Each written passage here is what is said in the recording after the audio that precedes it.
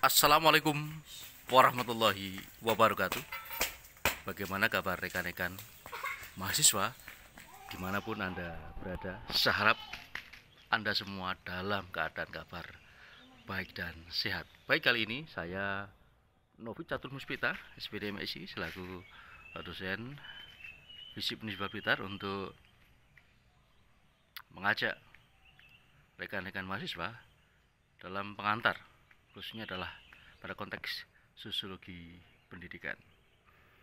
Pada mata kuliah sosiologi pendidikan akan banyak mengupas tentang bagaimana interaksi sosial antara guru dengan siswa, kemudian guru dengan kepala sekolah ya, kemudian termasuk komunitas sekolah, kemudian sekolah dengan masyarakat, dikaitkan dengan problematika masalah-masalah sosial yang akhir-akhir ini juga semakin rumit, semakin kompleks. Contohnya tentang kenakalan remaja usia sekolah ya, seperti tawuran, kemudian juga narkoba. Ini juga menjadi persoalan-persoalan dalam dunia pendidikan. Namun juga banyak sekali sisi-sisi positif yang sangat kita apresiasi, bagaimana di dalam pendidikan anak-anak sejak dini sudah dikenalkan tentang pendidikan karakter, tentang kepribadian, tentang pengembangan potensi anak secara optimal sesuai dengan bakat yang telah dimiliki oleh anak dengan tepat.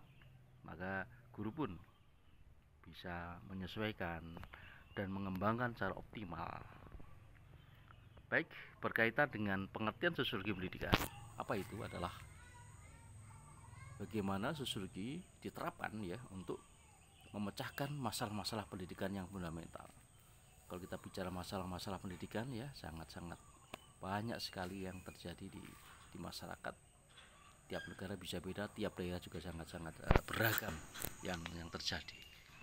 Kemudian bahwa menurut John Spain bahwa sosiologi pendidikan adalah ilmu yang mempelajari tentang lembaga-lembaga sosial, kemudian kelompok-kelompok sosial, proses sosial, terdapatnya dinamakan dengan social relationship, hubungan-hubungan sosial, ataupun secara teknis disebut dengan interaksi sosial ya.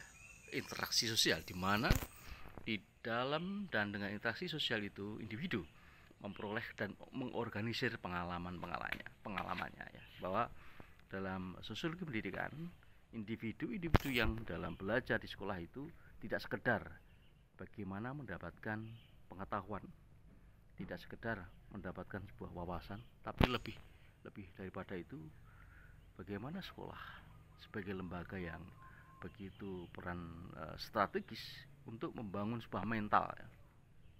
Mental percaya diri, mental untuk penuh bersemangat, tidak mudah putus asa, kemudian juga membangun kepribadian yang berkaitan dengan moralitas, tentang kejujuran, tentang bagaimana menghormati sesama, bagaimana bisa bekerja sama dengan berbagai karakteristik masyarakat, dengan berbagai perbedaan budaya, perbedaan suku, perbedaan tradisi, bahwa kita harus menyadari betul bahwa Indonesia adalah negara yang multikultural, yang terdiri dari berbagai suku, ras, bangsa, suku-suku bangsa, kemudian budaya dan tradisi yang diikat dalam Bhinneka Tunggal Ika, yaitu berbeda-beda tetap satu jua. Ini menjadi hal yang sangat penting ya, sangat utama, supaya tidak mudah kita ini diprovokasi, kemudian terjadi konflik, kemudian masalah-masalah bersifat mudah terpicu, hingga kekompakan, persatuan dan kesatuan bangsa ini sangat-sangat penting ya. Di sanalah bagaimana individu memperoleh tentang nilai-nilai moral, nilai-nilai moral agama, kemudian moral sosial masyarakat, moral tentang kesopanan, moral tentang hukum. Ini juga jauh penting supaya membentuk masyarakat yang memiliki karakteristik dan kepribadian yang komprehensif. Kemudian sosiologi pendidikan adalah ilmu pengetahuan yang juga mempelajari tentang proses belajar mempelajari antara orang satu dengan yang lainnya. Bahkan pada konteks belajar ini yang pada hakikatnya adalah bagaimana proses bertambahnya wawasan, ya, proses perubahan dari individu menuju perubahan yang lebih dewasa. Ini adalah konteks hakikat dari pendidikan itu sendiri, ya. Dan belajar itu pada konteks pendidikan formal, pendidikan non formal, ini sangat-sangat luas. Jadi bagaimana kita belajar pada siapa saja, ya, belajar di mana saja dan kapan saja, ini adalah merupakan konteks bagaimana pembelajaran seumur hidup, lifelong education. Belajar adalah mulai dari sejak kandungan sampai liang lahat. Manusia wajib belajar di bangku sekolah, belajar di masyarakat, belajar di mana saja, sehingga kita bisa adaptasi, memahami karakteristik, memahami berbagai perbedaan, sehingga kita bisa mampu menempatkan diri dengan tepat sesuai dengan dimana kita berpijak. Kemudian berkaitan dengan ruang lingkup sosiologi pendidikan, ya, jadi adalah pertama tentang hubungan sistem pendidikan dengan aspek-aspek lain dalam masyarakat. Jadi kalau kita bicara sistem pendidikan dengan aspek-aspek lain dalam masyarakat sangat kompleks, ya.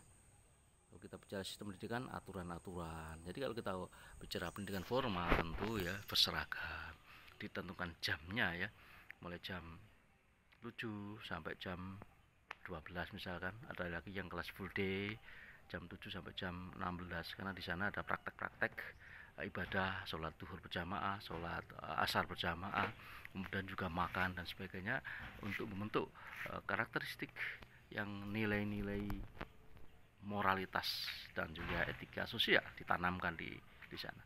Ada juga yang sekolah dalam bentuk boarding school atau full day boarding school, adalah bahkan sampai menginap seperti pondok pesantren. Di sana sistem pendidikan dalam pondok pesantren yang menerapkan sistem boarding school misalkan, ini secara penuh 24 jam memasang jadwal-jadwal bagaimana mulai sholat tahajud, ngaji kitab, ya, kemudian sekolah formal dipadukan dalam satu paket, dalam satu sistem untuk memberikan wawasan, ilmu, pengetahuan kepada para santri atau anak didiknya. Kemudian tidak cukup hanya itu, juga diberikan keterampilan atau skill bagaimana praktek sholat, bagaimana mengimami sholat, bagaimana memimpin tahlilan, memimpin yasinan, bagaimana diberi skill di dalam praktek-praktek untuk memberikan sebuah misalkan latihan pidato, kemudian juga latihan untuk berikan sebuah wawasan berceramah, latihan pidato, latihan khutbah Jumat, latihan khutbah sholat Idul Fitri, Idul Adha, ini langsung dipraktekkan dalam rangka simulasi dan belajar kepada anak didik. Karena ini keterampilan, skill, dibutuhkan sebuah praktek-praktek yang untuk memberikan kelancaran, dan nanti ketika dibutuhkan di masyarakat sudah betul-betul mahir dan lancar.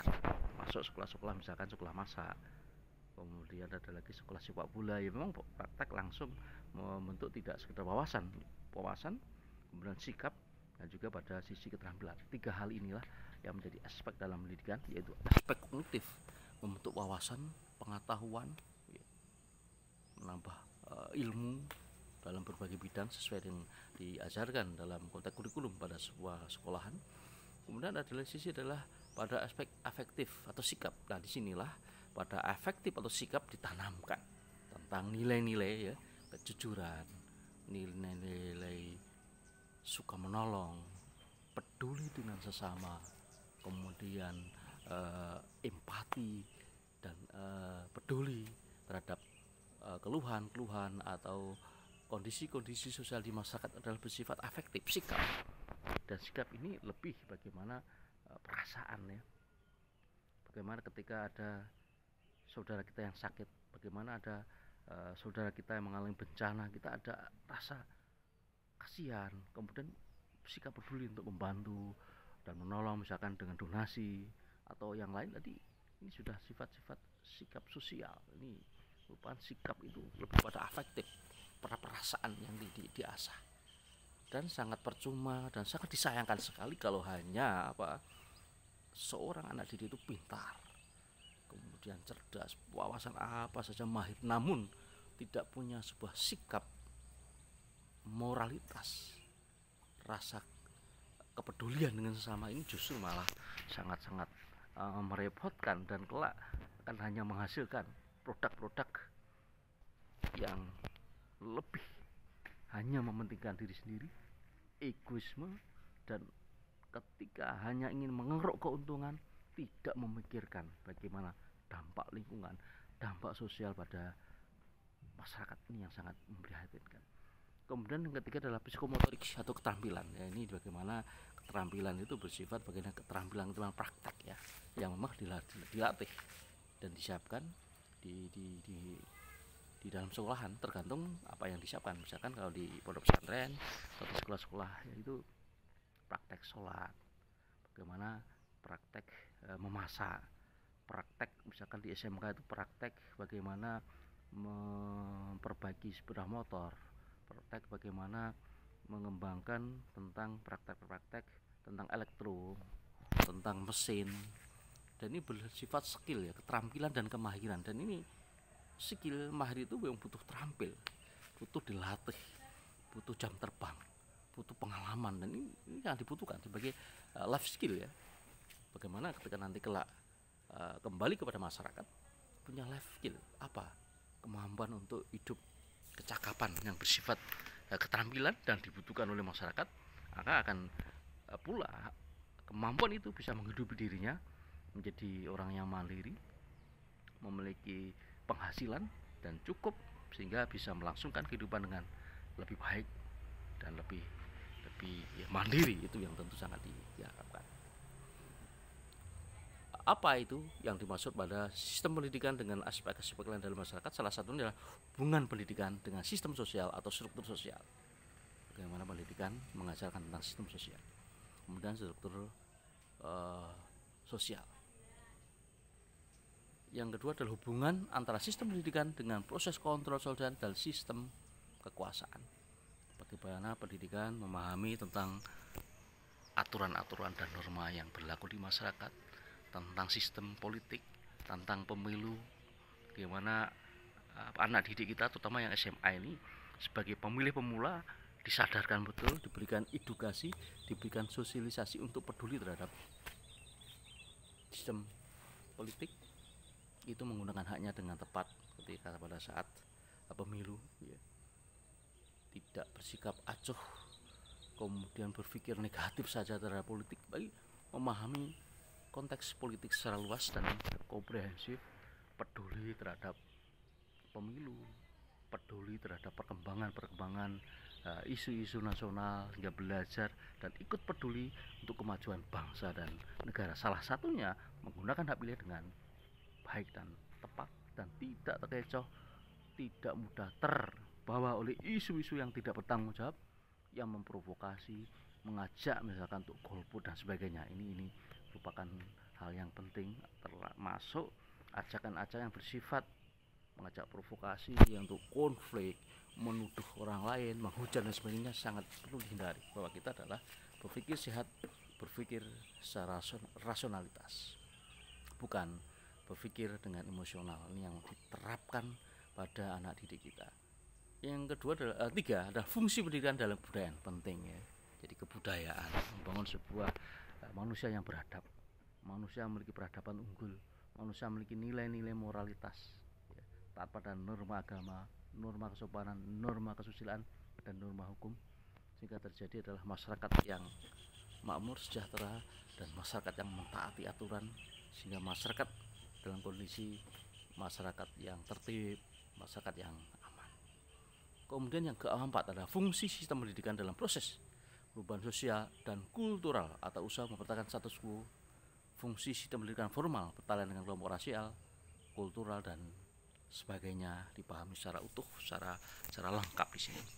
Kemudian hubungan antar manusia di dalam sekolah ya. Kalau kita bicara hubungan antar manusia dalam sekolah, kepala sekolah dengan guru, guru dengan anak didik, kemudian dengan komite, dengan wali murid, dengan masyarakat sekitar, dengan tetangga sekolah, masyarakat dan anak didik ini bagaimana berinteraksi dengan temannya, berinteraksi dengan tetangganya, interaksi yang bagus, interaksi saling menghormati, interaksi yang positif, membangun sebuah komunitas atau ikatan sosial yang bagus, mewujudkan sebuah komunikasi yang positif, itu yang sangat diharapkan tentunya. Kemudian yang hakikat kebudayaan sekolah sejauh apa perbedaan dengan kebudayaan di luar sekolah ya, karena budaya di sekolah kemudian budaya di lingkungan luar sekolah bisa terjadi perbedaan. Ini yang tidak gampang bagaimana menyingkronkan, dan tentu saja kalau pada bicara pengaruh lingkungan sangat luar biasa pengaruhnya ya. Hingga pola interaksi sosial dan struktur masyarakat sekolah antara lain adalah hubungan kekuasaan, stratifikasi sosial, kemudian kepemimpinan informal sebagai terdapat dalam kru serta kelompok-kelompok murid lainnya ya. Pengaruh sekolah terhadap perilaku dan kepribadian semua pihak di lembaga atau lembaga pendidikan ini menjadi kata kunci penting bagaimana sekolah, kepala sekolah, kemudian guru, wali kelas ini memberikan suri tauladan, memberikan sebuah contoh-contoh yang bagus dalam berbicara, berpakaian, berinteraksi sosial, berkomunikasi, karena ini menjadi sebuah model bagi anak didik, bagi siswa dalam berpakaian, berbicara, berinteraksi sosial di lingkungan sekolah. Kemudian juga menyangkut peranan sosial dan guru-guru atau tenaga pendidikan. Ini menjadi hal penting ya, karena hakikat kepribadian guru atau tenaga pendidikan, bagaimana pengaruh kepribadian guru atau tenaga pendidikan ini memberikan fungsi ya, membangun karakter, membangun masyarakat yang memiliki kepribadian sesuai dengan kepribadian bangsa Indonesia ya, yang santun, yang tepo seliro, yang menghormati orang lain, yang peduli dengan sesama dan menjaga solidaritas sosial, menjaga hak-hak orang lain. Ini yang menjadi kata kunci penting peranan sosial guru di dalam memberikan hakikat kepribadian kepada siswa atau anak didik. Kemudian lembaga pendidikan dalam masyarakat juga demikian ya, bahwa memberikan pengaruh masyarakat atas organisasi sekolah. Analisis proses pendidikan terdapat dalam sistem sosial dalam masyarakat luar sekolah, hubungan antar sekolah dan masyarakat dalam melaksanakan pendidikan, faktor-faktor demografi, ekologi dalam masyarakat berkaitan dengan organisasi sekolah yang perlu memahami sistem pendidikan dalam masyarakat serta integrasinya dalam keseluruhan kehidupan masyarakat ya. Ada beberapa tujuan dan manfaat mempelajari sosiologi pendidikan di sini sangat banyak ya.